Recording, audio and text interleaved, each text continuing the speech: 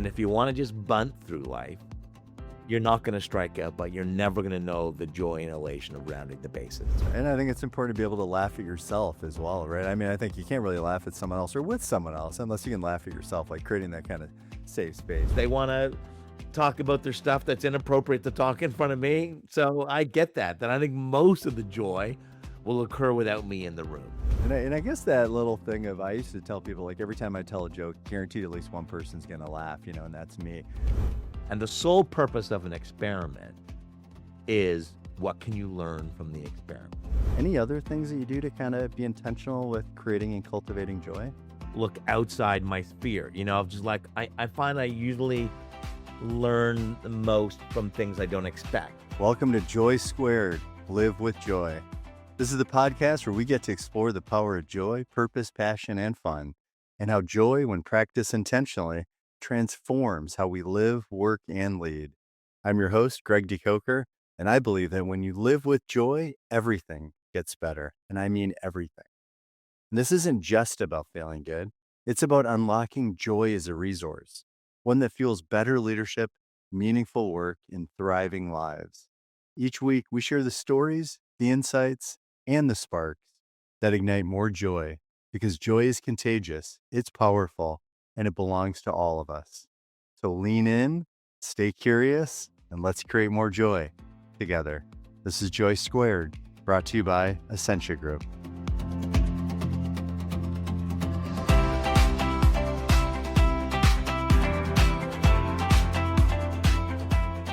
Welcome back to the JOY² Live with Joy podcast. I'm your host, Greg De Koker, and this podcast is where we explore what it really means to live, lead, and show up with joy, not just as a reward, but as an intentional way of being. And I'm really excited about today's guest. Today, I'm joined by someone who truly lives at the intersection of creativity, business, and humanity, Ron Tite. Ron is an entrepreneur, speaker, and best-selling author who has spent his career blurring the lines between art and commerce.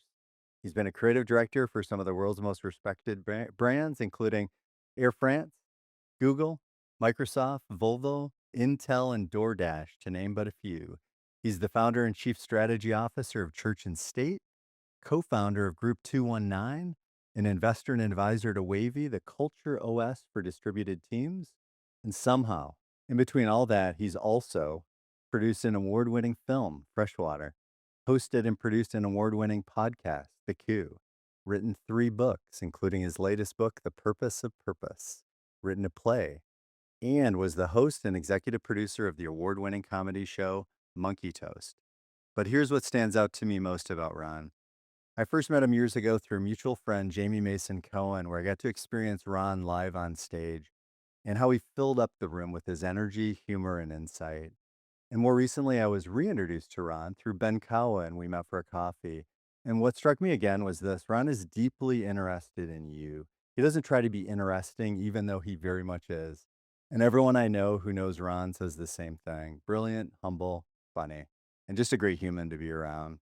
And when people now ask me how I'm doing, I say if I was any better, I'd be Ron Tite.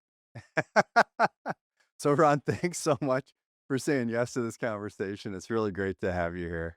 It would be so great after that incredibly warm and generous introduction is for me to just like drop an F-bomb and be like, what is this? Who are you? What, How did I Thank you, get Greg. here? That's very kind of you. Oh, no, I appreciate it. Yeah, no, it's great to have you here. It's always great to be in your energy, and you just have this people that I didn't even know knew you. When we talk about you, I'm like, happy if your name comes into it's always this, like, you can just see the joy. Like, people just love being in your energy. So thanks for sharing it today. Oh, well, That's thank you. awesome. Yeah, Yeah. I hope it translates through Yeah. this No pressure. the No pressure. technology. Yeah, well, the joy depends on everyone's Wi-Fi connection is what it really Yes, depends on.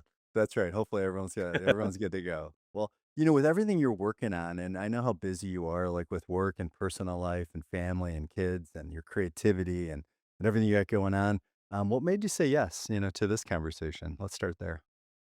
Well, I think part of joy is being open, to because if you get set in your ways and and you close yourself off from new introductions, from new conversations, from new possibilities, then it's difficult to find joy because you can improve your own situation or your perspective on what you're doing by having access to and seeing and meeting and conversing with other people. So I try and say yes as much as possible just because I get joy out of hearing from other people and talking about stuff. I love it. I have like 14 other projects in my head right now that I'd love for you to be involved in. So maybe now is the time if you try to say yes to everything that I kind of put you on the spot. No, no, no. I'll hold off on those. I'll hold off Okay, on good, those. good, good. We Our don't need business partners are sending you an email saying, "Shut yeah, up." right now as Yeah. we're live on the podcast. What does joy mean to you kind of right now in your life with where you're at in your career and family and everything?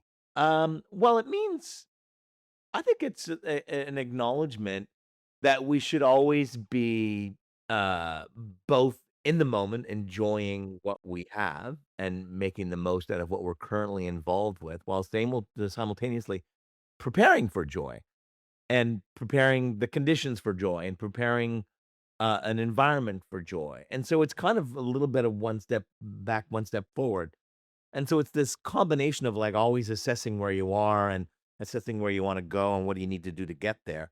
But if you're always just living on where you're going, you're never living where you're at. So I think that's the combination of the 2 things. And, I just I'm, constantly checking in with myself, just, asking myself, like, "How are things going?" And with parenting and with speaking and with the agency, just my own daily contributions to all those activities. And sometimes it takes me a second before I realize, like, oh, I need to, I'm not enjoying this, and I haven't fixed it because I haven't acknowledged it yet. I love that because like everything I'm doing now, and I think I shared when we had our coffee, is focus on how to inspire people to live, work, and lead with more joy intentionally. And what you're talking about right now is like being intentional about it, not kind of hoping it happens now, like, hey, when this is done or after I've done this, but really checking in on a regular basis and making sure that you're present and enjoying all those moments. Yeah. Do you want to give you an example of, like, I literally just went through this? Yeah, I would love it. To do the things I do, I need to be fairly intentional with my activities, while at the same time allowing myself the opportunity to just discover and be completely improvised in Right. how I live, because that's where great joy comes from and that's where discovery comes from. Right. So I'm constantly in that balancing act. And so I recently was just feeling like it's just I don't know. I'm not firing on all cylinders. I'm not happy all day. Like, just what's happening. And so as I've done, I take a step back and go, like, okay, let's just assess what we're doing and where great joy comes from and how we're spending our time. Okay. Right. So so I'm really old, but I have really young kids. And so what I was noticing was that when I was in town, because I'm on the road a lot, which is its own set of challenges. But when I was at home, what I was doing was I was getting up and I was loving the start to the day, and I was making my kids breakfast and you know, um, seeing them off to school. And then I'd work hard all day, kind of here or at the office. And then the end of the day, and I would, the kids would come home and I'd get to spend a little bit of time with my wife and some time with my kids and then take them on to hockey and to baseball and to soccer and to, like, that all that chaos. And then Right. 8 o'clock would hit and I'd like, oh, I still got some work to finish up, and I'd dial into work. And then by the time 9:30 hit, what I was doing was going, and I felt that the exhaustion was leading me to have to go, I need to shut this down and I need to zone out. And so how I was zoning out was social media and, like, consuming content and, all that kind of stuff.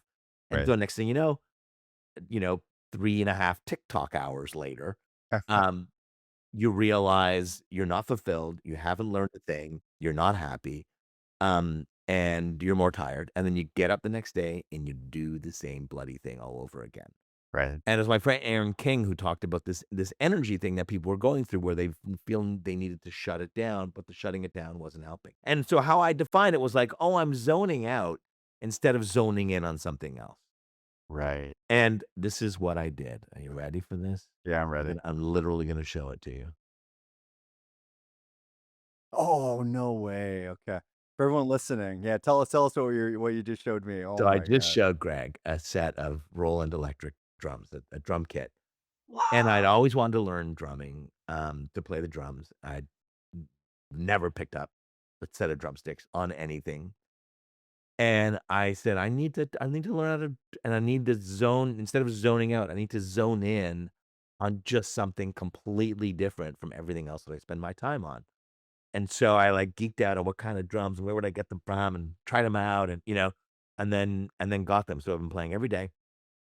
Um, and it's such a completely different experience, and it's that the diversity of the activity and the learning something completely new, Wow. of having music kind of pumped into your headphones and lessons being pumped into your headphones and trying it out, and it's really cool. Oh my gosh, I love that. I did not see that one coming. That wa that's that's sheer creative brilliance. I love that. I've always wanted to learn how to drum, and my parents did not want me to learn how to drum.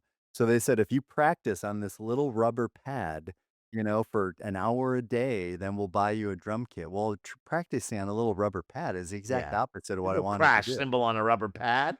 You can't do that. There's no noise, there's no fun, you can't really hear the rhythm, you can't necessarily feel it, but anyway, That's what I my wife never said. got My to. wife said, "I don't wanna see it. I don't wanna hear it. Otherwise, go to town." Yeah, that's pretty much what my parents said. That's amazing. Wow, I love the zoning in versus zoning out too, and that awareness as well. And I think we often, have that tendency when we realize we're doing something that maybe isn't productive or isn't effective or maybe isn't even good for our energy. We have a tendency, I know I do anyway, to beat myself up about it. I'll realize that and I'm like, I wasn't really good use of my time. And instead, I'm trying to say, like, well, that's great awareness. At least I'm aware of it. Like, you kind of got to the point where you were aware of it, and not just aware of it, but you did something with it. Like, you converted that insight to action, which I think is brilliant. It's one thing to have an idea; it's another thing to take into and to have a drum kit in your corner of your Right, he's office. right in my office. Wow, that's amazing. That's 15 projects that I wanna work on with you. So one Yeah, is, like, yeah, yeah. drumming with yeah, drumming partner. And then any other small kinda rituals or habits that you do, kinda whether it's at the beginning of your day or throughout the day? I know you said you kinda always check in, but any other things that you do to kinda be intentional with creating and cultivating joy? I do, consciously look to look outside my sphere, just like I find I usually learn the most from things I don't expect. So I from music and from comedy and, and reading fiction opposed to nonfiction. And I think we Right. normally get so focused on the things we need to do, if if it's a s speech on advertising, then we look to advertising opposed to like, well, no, we can actually learn a lot from the world of theater, and so giving myself that time to step outside, and look at things that don't make sense, that aren't Sure. natural and, Right. zoning in on art or stuff like that. So it's just yeah, I just give myself that time and I just make sure I chalk it up as like, you're not surfing around doing nothing. It's not mindless activity. You're doing it, and there's a certain period of time. But no, otherwise, I mean, because my kids are so young, some of those rituals and stuff are just built into the day because they need to be for them. Right. So Got getting up with them and making them breakfast and stuff is a great joy. But it also happens that every day because they need it to happen at that time. it. It's scheduled in. Yeah, Scheduled joy. There's nothing wrong with that. I love yeah. that. Just having kids is scheduled joy. And they're younger too, 5 and 7? They're a good yeah, good memory. They're 6 and 8. Oh, 6 and 8. Okay, Um, yeah. yeah. Awesome. And what about on the, kind of the professional side? Like, what do you do to create joy in your work, right? For your team and your clients and the people that you work with? What are some of those things? Well, some of the things I think, and maybe this is the irresponsible creative in me, but we all have that list of to-dos, right? We all have the things that are prioritized, and these are the action items we need to follow up on, and they all have deadlines, and there are people waiting for them, and we never get to the bottom of that list, and just new stuff gets added. So I think there is some aspects of irresponsibility to joy, and that's going, I know this isn't in my list of things, and I don't care, and I'm just gonna do it. And I'm gonna write this thing, or I'm gonna you know, um, do a strategy for a pitch that we haven't had before, or I'm gonna write a spot that I haven't been asked to write. Like, I don't care. I don't care. I'm really interested in this. I want to see it through. And yeah, and maybe other stuff I'll do at midnight. I'll get to it. Yeah, right. But no, I'm gonna do this because I want to do it. And so part of that is the naughtiness of of not living up to your responsibilities. There's a Right. little bit of mischief joy, Right. which is great, a great type of joy. Mischief is can be really, really fun. But there's also just giving your time to pursue the thing that you're not supposed to pursue. Um, and and and a lot of that stuff doesn't go anywhere. Yeah. Um, but sometimes it does. And you wouldn't have got there had you not given yourself the approval to do it. Wow, it's like giving yourself permission to yeah, because I mean, I was thinking about that too. It's like we carry around these to-do lists and these priorities, and how do you balance that when there's always something else you could be doing to move the business forward or to maybe even taking better care of your family, whatever that might be, but there's always something else that can always be there can always be something else. I've always tried to balance out, like, what does that even mean to be good enough? Like, not to be good enough, but to do something. And it's because I always thought it sounds so negative. Growing up and then in my career, good enough was, I mean, you got to a point where you didn't care and you just wanted to get it off your plate and out there. Whereas, where do you realize, that point where, wow, that is it's good enough, like, that extra 10 hours or that extra few hours isn't gonna really make it any better. Um, it's just about getting it out there. So I love the it's almost like your hashtag could be like, "Ron Tite did not see that coming." I love the irresponsible joy, mischief joy. My definition of joy is expanding by the minute, with this conversation, so I But I love it. also the caveat there is, um, I also know when I'm in the wrong and there's a danger to it, right? Okay, got it. It's kinda like, those, uh, you know, um, I don't really have an addictive personality. If I did, I'd be in shape.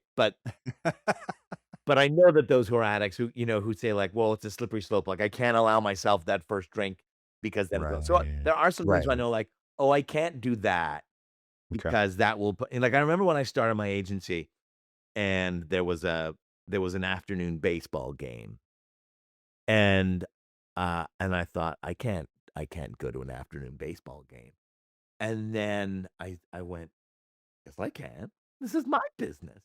Yeah, I right. can go to an afternoon baseball game." And Wow. I went to the afternoon baseball game, and the whole time I felt guilty that I was at an afternoon baseball game. Right. And I knew that if I gave myself the permission to do that kinda stuff, I completely write off an entire afternoon to go do that, that I worried that I would do it too often, and then it would get in the way of success, and then, so I know my limits of that, so it's yeah, I believe in the joy of mischief, but everything has its limits. Yeah, there's gotta be some boundaries there. It's kinda like, for me, it's like watching a movie during the day. That for you, the way you just talked about going to see a baseball game, the Blue Jays, I know you're a huge fan. I think you're up there with maybe possibly the number 1 fan or top 10 maybe, but, Possibly. Yeah. but, like, seeing him why going just like, "Hey, you know what? Like, I'm gonna go watch a movie this afternoon." I mean, who does that during the week? Saturday, Sunday for sure, at nighttime for sure. During the day, it's like, it's like that's it's naughty joy. It does. It feels a little bit like that, and I like kinda creating pushing those boundaries a little bit. I'm going out to lunch with, a couple of senior level executives at these 2 companies, and these are guys that I've interviewed for my book, and they know each other, and I was like, "We the 3 of us have to go out to lunch." So we set that up.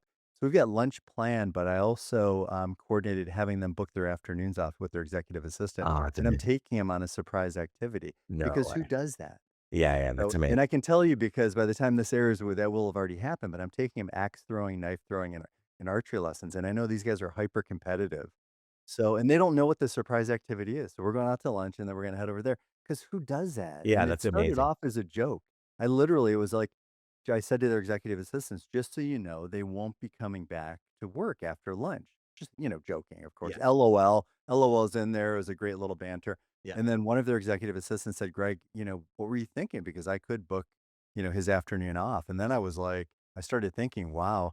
I started typing while I was just kidding. And then I was like, oh my gosh, she's willing to book the afternoon off. That's I'm amazing. willing to create something special. So Anyway, I think those kind of opportunities to create them because it doesn't happen, often, and I've created some Yeah. really fun stuff, to do during that day.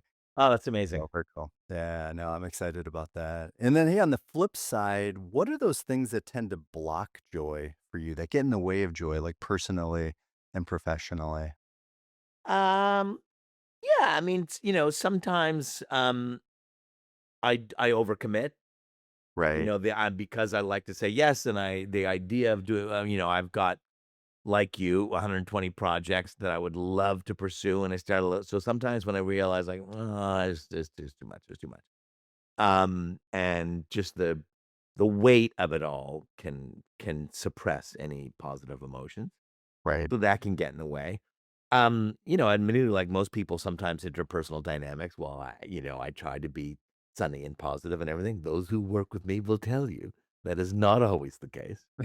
Um, What? This is news to me. yeah. I didn't see that coming. Yeah, yeah. That's the name of No, my I next I podcast. I just I do. I can get frustrated, and if Yeah. something doesn't go the way I thought it was gonna go, and, um, I'm not the yelling type or anything like that. It's a Yeah. very internal thing. I just go away and I'm rather quiet about it. But usually it reflects it's a self-reflection on like, "Oh, I didn't prep them enough, or I didn't brief them better, or, I didn't serve them well, or I didn't," so it's that kind of thing. So it's a self-blame. And not only did it not go well, I'm probably the reason it didn't go well. Um, there's not a lot there's not a lot that really, I can it's very rare that a speech doesn't go well, like if a moment on stage back in my comedy days, man, doing a comedy set that doesn't go well, that hurts, Yeah. that Right. hurts. Right. Um, Silence in the audience yeah, and yeah. yeah. But when you do enough of it and you've had enough of positive outcomes, then you realize that you don't get to a place of growth and new material and great stuff without some tanking along the way. The old metaphor is, if you want to hit a home run, you got to understand that you're going to strike out. Yeah. And if you want to just bunt through life, you're not going to strike out, but you're never going to know the joy and elation of rounding the bases with the visiting team leaving the field. Yeah, I And love it. and so, yeah, I'm I don't have a problem with failure at all. There's a lot of stuff in my past where that didn't go well. Oh, well. I love it. And you learn from it and you move on. I think that's a beautiful lesson, especially for kids too, right? Helping to create a space where they have the freedom to kind of make mistakes and not look at them as mistakes, but just like, hey, that's how we learn. I had a coach, Dan Sullivan, amazing man, amazing entrepreneur. And he used to always say, like, that's how we learn. Like, if everything happened the way we expected it to, there'd be no opportunity to grow, learn, expand, or evolve. And I kind of created that glee, like no opportunity for glee or joy. Grow, learn, expand, evolve, Oh, right? I mean, nice. Yeah, yeah. that's where we kind of get that, from and not to be so hard on ourselves because it didn't go our way, but just like, hey, at least you tried it. At least you made an effort, at least you followed your passion. And then from there, yeah, it didn't work out for a reason and just, continue to move forward. I love Yeah, that. I saw that in the stand-up world, right? Like, there are people who would just they'd get a tight 7 minutes, and they'd never, ever move off those 7 minutes. And Right. what a boring existence Right. of just trying out the same 7 minutes. Now, I think what I end up getting, uh, efficient at is that there are systems around that. You know, I think embrace failure is one of the biggest lies of modern business, because I think it's more complex than that. And I did a speech, um, and it was for, the business council, which was like 100 CEOs. It was in Sarasota, Florida. Chatham House rules, I cannot tell you who was in the room. Um, but it was 100 CEOs, and there was one CEO who was the then CEO, now chair of a very, very, very, very, very, very, very large e-commerce company, that we all buy stuff from. And somebody said to him, "We keep hearing about this embrace failure. How do you embrace failure at your company?" And he said, "We don't. We punish it. I'm sorry, but we've built 85 distribution centers. We should know how to do that by now. But I'll tell you what we do is we experiment a lot. And the sole purpose of an experiment is what can you learn from the experiment? So that's why I think that embrace failure thing needs um, a a caveat to it, which is not across the board. No, there's some stuff that you should not embrace failure. There's some stuff you should be able to, as we say in my business, kill it and bill it. Like get it done, get it out, get it perfect. You've done this 4 million times. Do not mess this up. And Right. so how that translates for me into speaking is every single speech I have what's called the new two. And the new two is 2 new minutes that I've never done before. Now, the Okay. reason I do that way is it allows me to take one quick thought or idea. I can spend 2 minutes on it. I know enough about my own ability that I can improvise what I'm thinking about that 2 minutes on stage, and it's good enough that I will be able to get a read as to whether or not there's something there or not. If the thing tanks, and what I learn is that from that experiment is that it has no place in any speech or book, then guess what?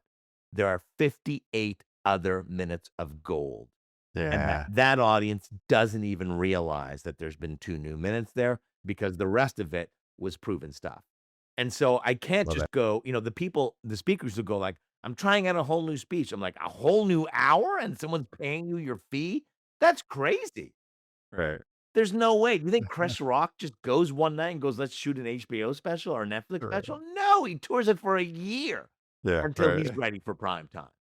So, there does Love have to that. be a system to Mhm. how you experiment and how Got it. you grow and how you bring in new stuff that can bring you joy and fulfillment.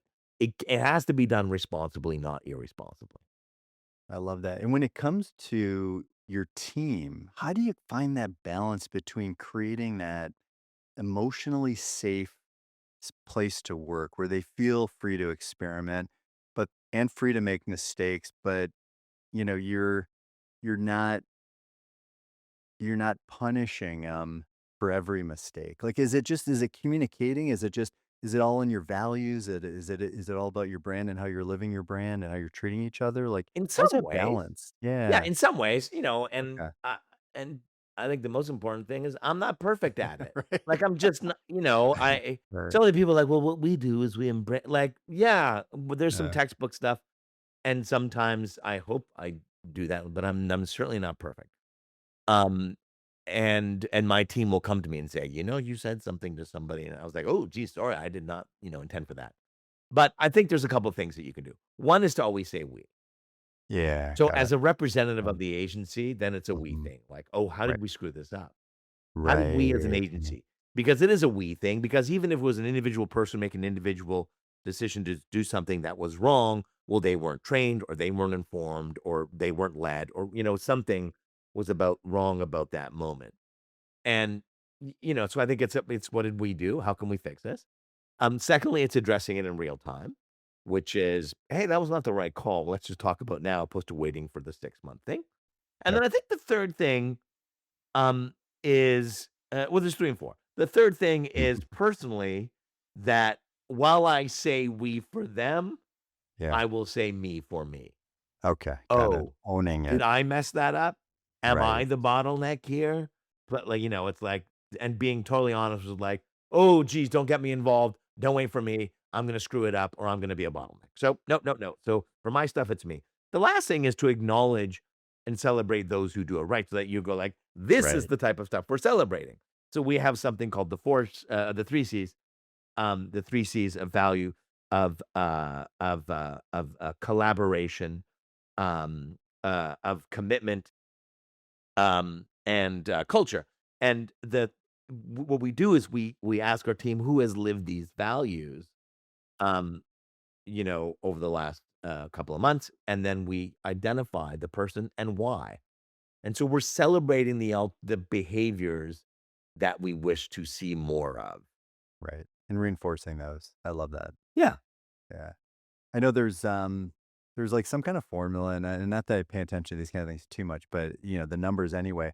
But it's like you need to say something positive to your employees 6 or 7, it might even be like 11 times now before you've built up enough trust and earned the right to give them some constructive feedback, regardless of the numbers. I mean, I think it's to your point, it's recognizing them when things are going well. It's not just creating an environment where you're only focusing on what isn't working, right? Which doesn't create a very safe environment. I can only imagine what it's like to be in your energy and not, and again, like you said, you're not perfect and you're not always happy, but it's like you're intentional in wanting to create a great work environment. People do great work and they have fun, which I think is really special and I think is needed.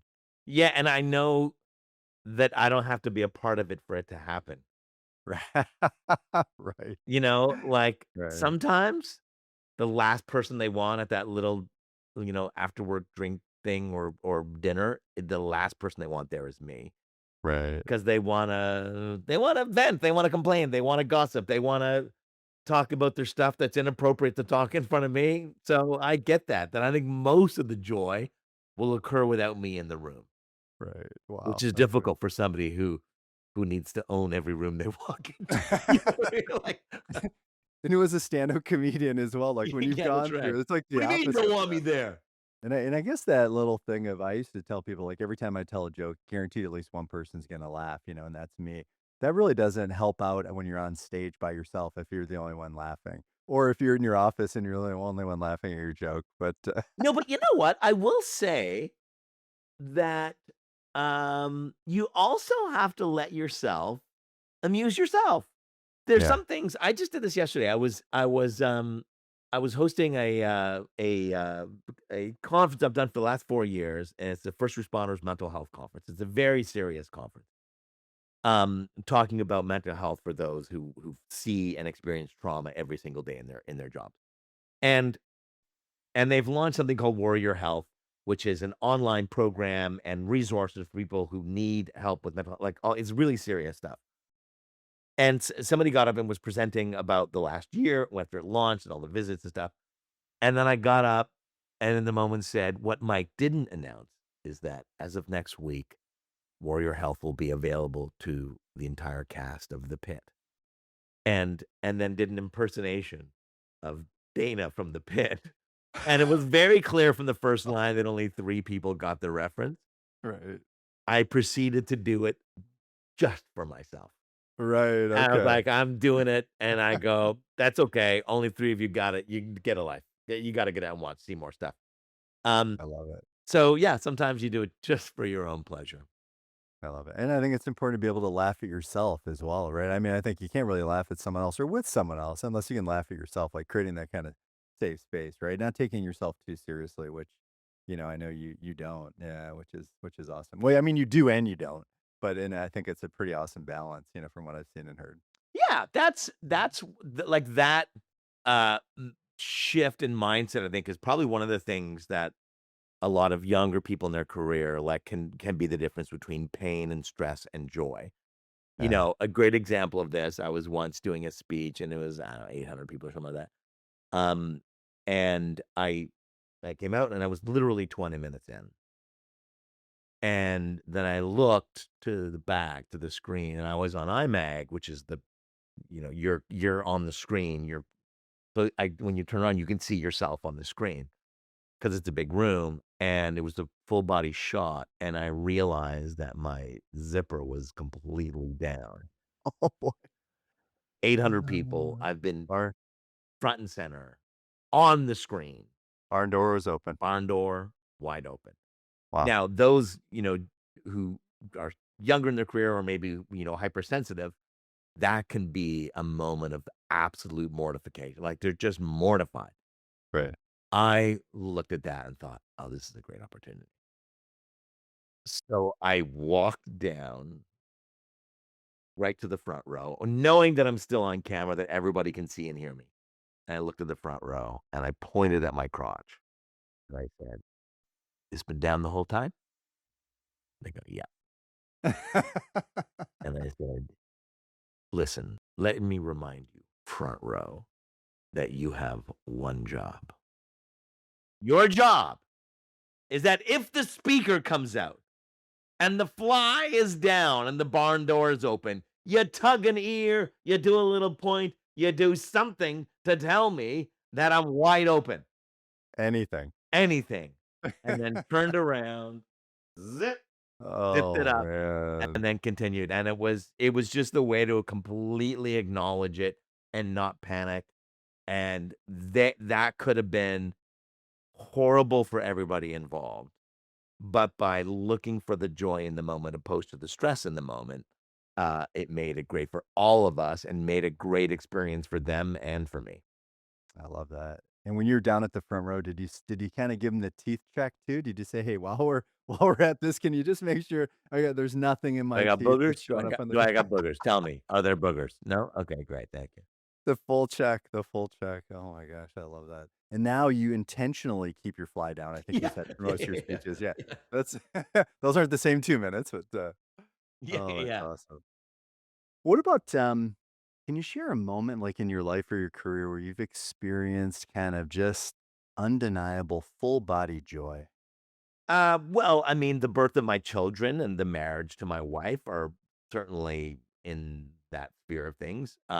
Very certainly full body and complex. The second child was a little bit more complicated because it was 2 days into the pandemic. And so there were, competing realities in my brain of absolute joy and absolute stress. Um, but those are moments that, because I got married very late and I was I'm 55 and my kids are 6 and 8. So, I didn't think being a dad was ever in the cards. I just didn't. Um, and I was totally fine with that, but when that occurred, yeah, that was a moment of joy that it just, those things brought everything, every year and experience of my life into this one moment. Outside of those obvious ones, I think You know, the first time I did stand-up, like, the very first time I did stand-up, which is so weird. Normally, you do, like, 2 minutes at an open mic. The very first time I did stand-up, I, um, I produced the show myself, made myself the headliner, and did a 45-minute headline set. Wow. And You dove in. I dove in. I was like, Yeah. "I'm not doing 5 minutes at an open mic. I already have more material. I know that. I'm more confident." It was really cocky, but I was like, "Nope. I'm not doing it. I booked a show and I produced the show. My Steve Patterson, who's a good friend of mine, who's the host of the Debaters, I said, "I'm not doing the yucks thing, man. I'm not doing that. What else can I do?" And he goes, "You can find a producer who's producing a live show and convince them to put you on, even though you've never done it." And Right. I just said, "Why don't I just be the producer? Just make myself the headliner." I mean, that's the easy solve on that. So it was an entrepreneurial way into stand up. Um, but there's 2 things that occurred there.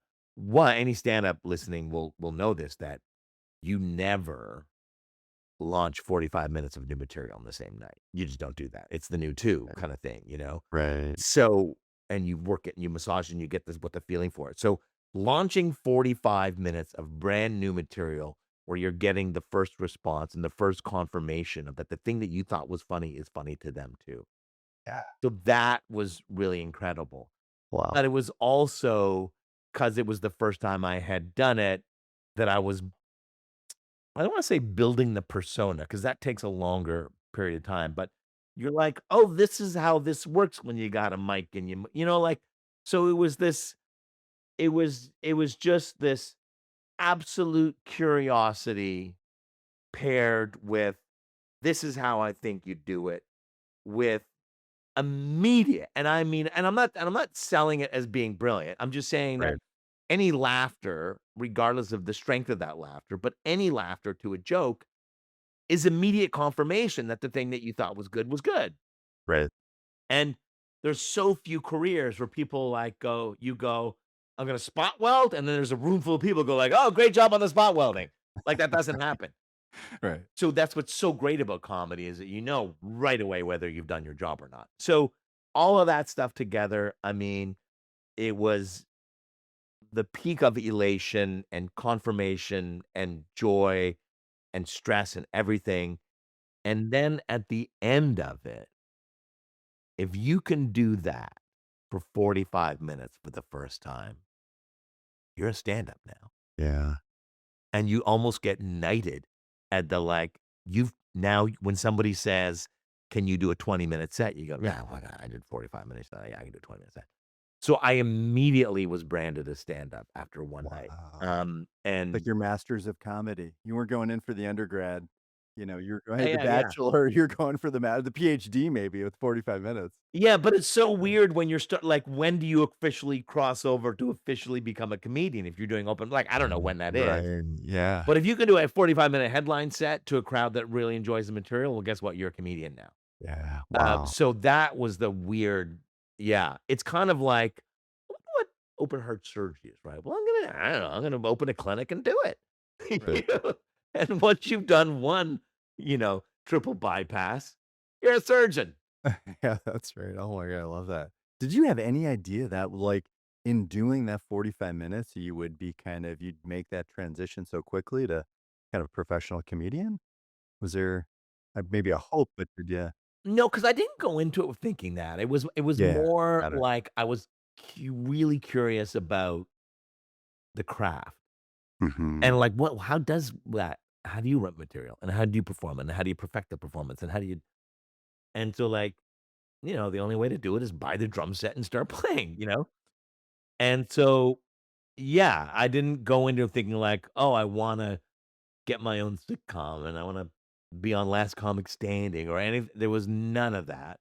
There's also the balance of that, which is I remember when the Tim Sims Playhouse, which was the side stage of the Second City, and that's where I did a lot of performing, and when the Tim Sims closed 8 years after I did that very first gig, Right. I was asked to host the closing show that was gonna Oh, wow. close the whole room down, Wow. and which was really an honor because of just the talent that had gone through that room over those 8 years was just it was mind-blowing.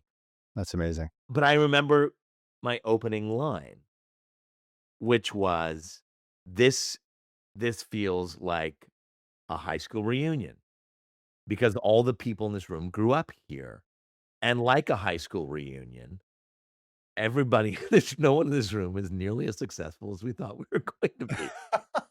Oh my god. And I was like, That's the opening. I said, 8 years ago, I did my first stand-up here. I thought after that, I'm gonna be performing stadiums. Well, fast forward to 8 years later, and I just did a fucking commercial for Pickle Barrel, you know? And, um, and everybody felt that, right? Where Oh, everybody man. felt like, yeah, you think you're gonna take over the world, and then the reality of Canadian entertainment gets in, and you're like, "Yeah, you're gonna audition for a Pickle Barrel commercial. There you go." Oh my god, that's amazing. I love it. Thanks for sharing that. I did not know that. That's great. Did not see that coming. Yeah, there you go. That's the name of the podcast we're gonna co-host together. That's Project 16. Yeah. Yeah, yeah, yeah.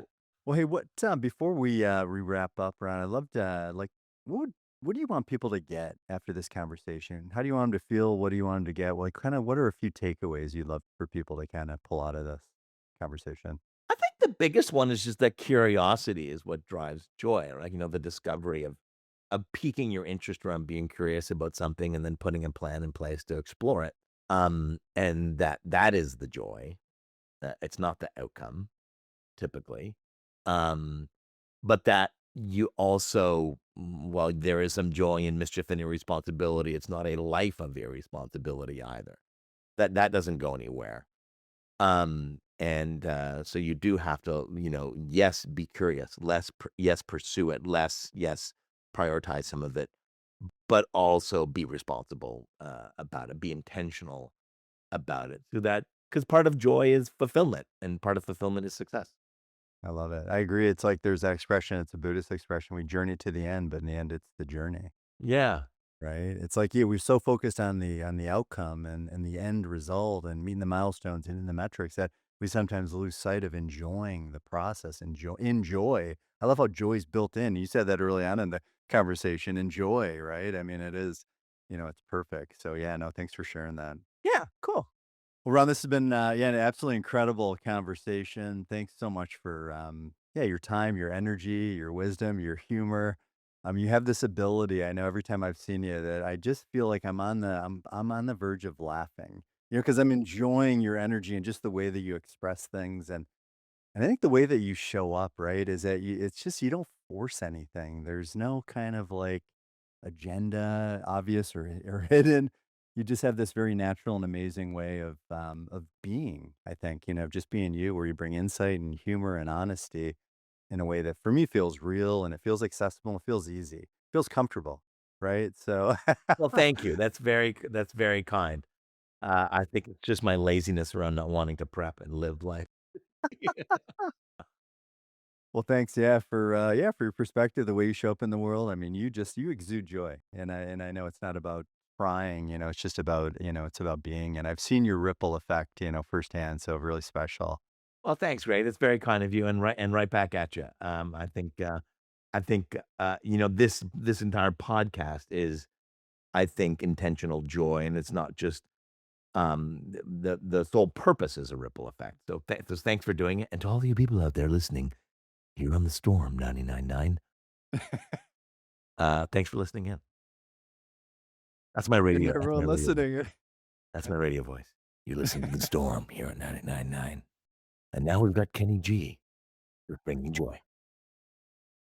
And from Kenny G to all of you listening, thank you for your time and energy. And if something in this conversation resonated with you, like don't just leave it here. Take one thing, just one, and bring it into your day, bring it into your work, into your conversations.